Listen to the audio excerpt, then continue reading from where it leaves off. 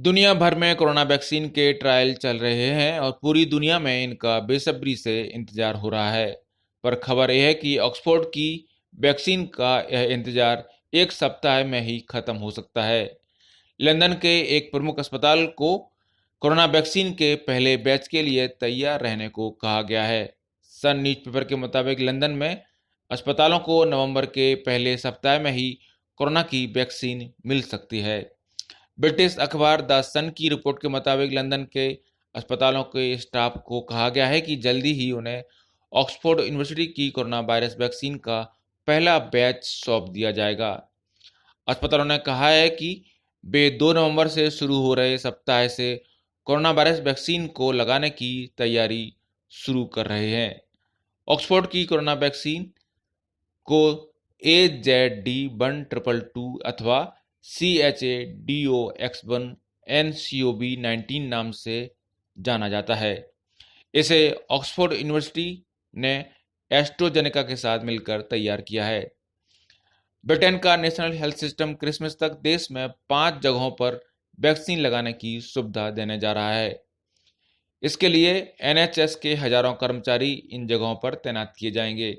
हर दिन कम से कम 10,000 लोगों को कोरोना टीका लगाने की योजना है।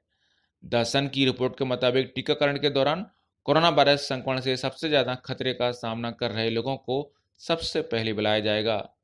रिपोर्ट के मुताबिक कोरोना का टीका लगाने के लिए लीड्स, हल और लंदन में सेंटर बनाए जाएंगे।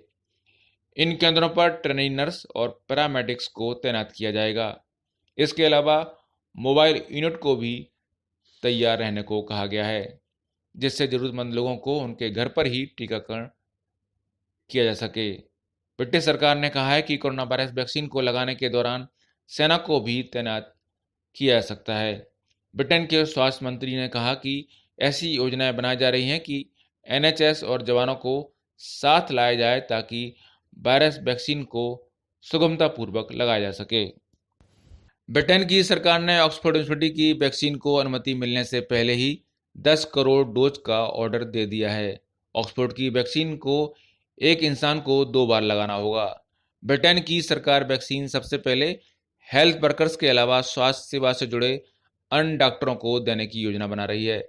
इसके बाद कोविड से सबसे अधिक प्रभावित होने वाले लोगों को वैक्सीन देने की योजना है। कोरोना वायरस वैक्सीन पर दूसरी सबसे अहम खबर यह है कि कोरोना वायरस वैक्सीन की ग्लोबल रेस में सबसे आगे चल रहे ऑक्सफोर्ड एस्ट्राजेनेका को बड़ी कामयाबी भी मिली है। कंपनी का टीका बुजुर्गों में भी नोवल कोरोना वायरस के खिलाफ प्रभावी इम्यून रिस्पॉन्स ट्रिगर करने में सफल रहा है। जाने माने अखबार फाइनेंशियल टाइम्स में छपी रिपोर्ट के अनुसार वैक्सीन से बुजुर्गों के शरीर में प्रोटेक्टिव एंटीबॉडीज और टी सेल्स का निर्माण हुआ है। रिपोर्ट में रिसर्च से जुड़े 2 अज्ञात लोगों का हवाला दिया गया है। एस्ट्राजेनेका ने यह वैक्सीन ऑक्सफोर्ड यूनिवर्सिटी के रिसर्चर्स के साथ मिलकर बनाई है।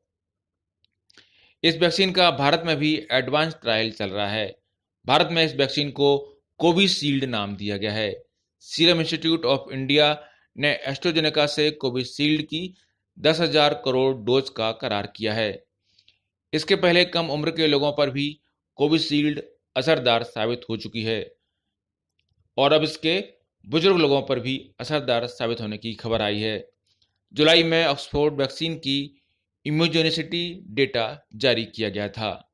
ताज़ा रिपोर्ट में ब्लड टेस्ट के जो नतीजे आए हैं वैसे ही नतीजे जुलाई की डेटा में भी थे। तब वैक्सीन 18 से 55 साल की उम्र वाले लोगों को मजबूत इम्यून रिस्पॉन्स तैयार करने में कामयाब साबित हुई थी। एस्ट्राजेनेका ने सितंबर में अपनी वैक्सीन का ट्रायल रोक दिया था।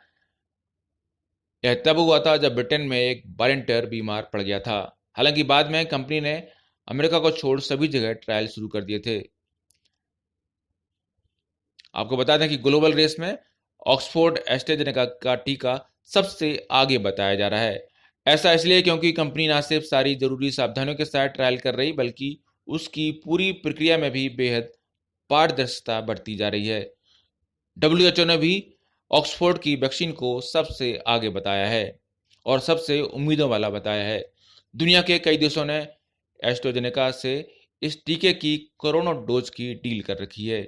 कंपनी को उम्मीद है कि अगले साल की पहली तिमाही से उसकी वैक्सीन मार्केट में भी आ जाएगी। इस टीके के अलावा दुनिया भर में कम से कम 9 वैक्सीन ऐसी हैं जो एडवांस ट्रायल से गुजर रही हैं। इसमें फाइजर, मॉडर्ना के अलावा चीन की 5 वैक्सीन भी शामिल हैं। इस दौड़ में भारत की भी एक वैक्सीन कोवैक्सीन शामिल है, जो कि भारत के प्रमुख रिसर्च संस्थान आईसीएमआर और भारत बायोटेक मिलकर बना रहे हैं। इसके तीसरे चरण की ट्रायल की मंजूरी मिल चुकी है। ब्यूरो रिपोर्ट, पत्रिका टीवी।